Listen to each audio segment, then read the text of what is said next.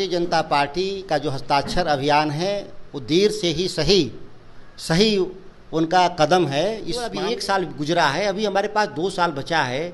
हम इसमें पूरा करेंगे 10 लाख का लक्ष्य। लेकिन अगर नरेंद्र मोदी 2 करोड़ लोगों को रोजगार प्रतिवर्ष देने का जो वादा किया था अगर पूरा कर दिया होता तो देश में आज बेरोजगार कोई बचा होता? बात नहीं बचा। जिन कार्यकर्ता की मृत्यु हुई है उसके प्रति, उसके परिवार के प्रति हम लोग की संवेदना है कि भारतीय जनता पार्टी के ऐसे जो नेता हैं जो एक कार्यकर्ता की बलि चढ़ा देते हैं। पोस्टमार्टम रिपोर्ट आ गया है सबके सामने कि हार्ट अटैक से उनकी मृत्यु हुई।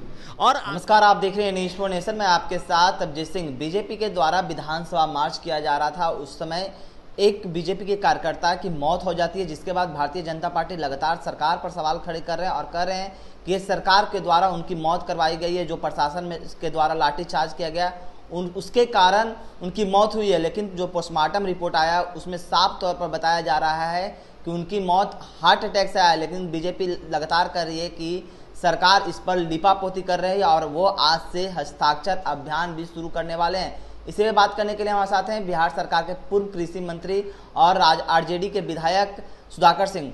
सर, कैसे देख रहे हैं भारतीय जनता पार्टी आज से हस्ताक्षर अभियान कर रहे हैं और लोगों के बीच जाकर हस्ताक्षर करवा रहे हैं सरकार के खिलाफ?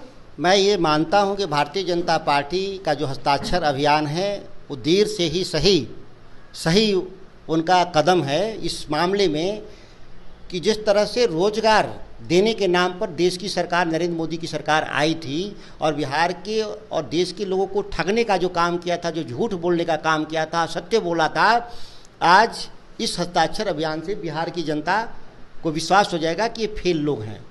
अगर ये लोग रोजगार दिया होता तो ये रोजगार पे आंदोलन की जरूरत कहाँ पड़ी होती? ये तो सबसे बड़ा मुद्दा था।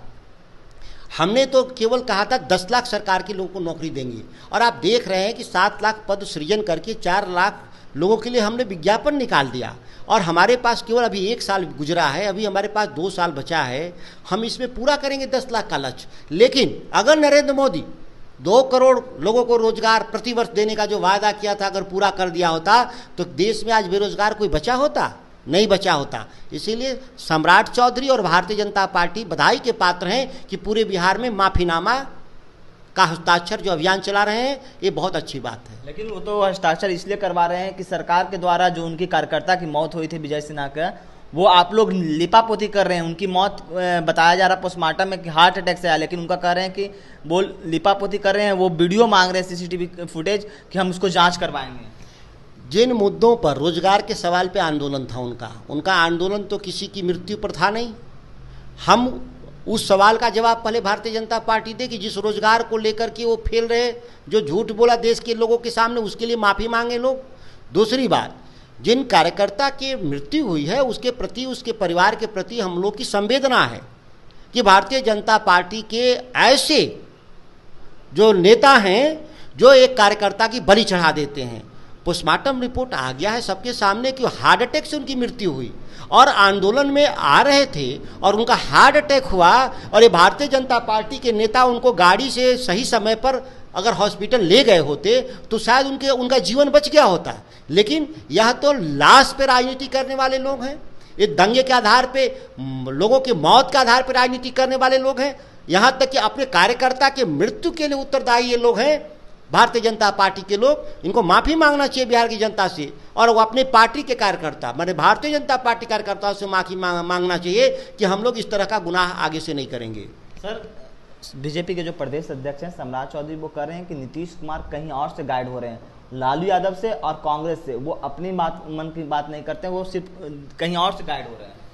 सबको मालूम है कि हम लोग सामूहिक नेतृत्व में विश्वास करने वाले लोग हैं। सभी दलों के जो राष्ट्रीय जो अध्यक्ष होते हैं उनसे सलाह लिया जाता। कोई भी दलीय आधार पर ही सरकार ही बनती है और कोई भी सरकार में बैठे हुए लोग अपनी पार्टी के और गठबंधन की नीतियों के विपरीत कैसे चले जाएंगे? यह तो बधाई के पात्र है नीतीश कुमार कि अपने वो सहयोगी दलों के शीर्ष नेतृत्व से सलाह मशवरा करके वो सरकार चला रहे हैं। वो दुखी होंगे कि शायद जब उनके साथ वो सरकार में थे भारतीय जनता पार्टी का तो शायद उनकी बात नहीं सुनते थे। अच्छा करते होंगे, नहीं सुनते होंगे। ये दंगाई लोग हैं, दंगाइयों की क्या बात सुननी है? सर, जिस तरह से इन दिनों कैबिनेट विस्तार की चर्चाएं सरकार में चल रही है और अभी तक कैबिनेट विस्तार नहीं हुआ और कांग्रेस भी इस पर मांग कर रही है कि हमें 2 मंत्री चाहिए, तो क्या कांग्रेस को 2 मंत्री देना चाहिए?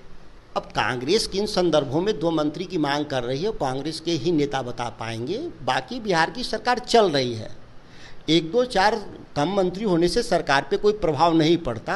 कई अवसर हैं, कई उदाहरण हैं कि अभी महाराष्ट्र की जो भाजपा की सरकार चल रही है वो तो 1/3 पे चल रही है।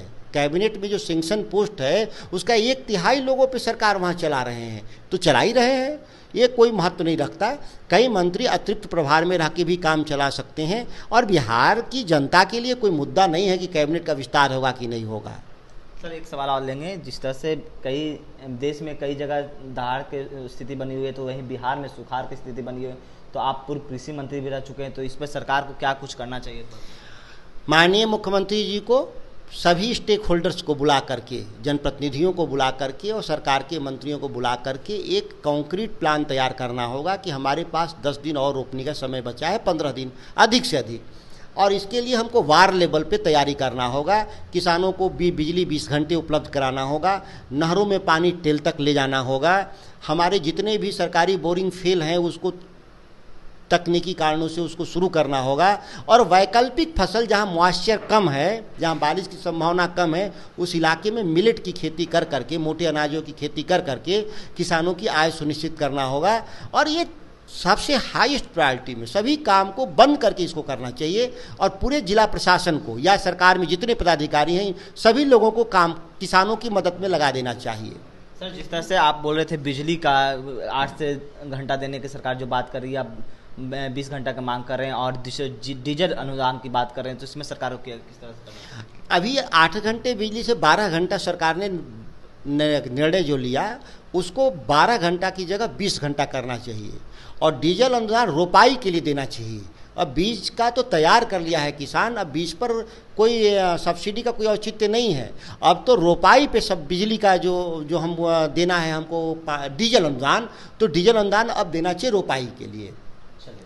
तो ये थे हमारे साथ बिहार सरकार के पूर्व कृषि मंत्री और आरजेडी के सब विधायक सुधाकर सिंह। इन्होंने तमाम सवालों को जवाब दिया। इस तमाम खबरों को बने रहने के साथ नमस्कार।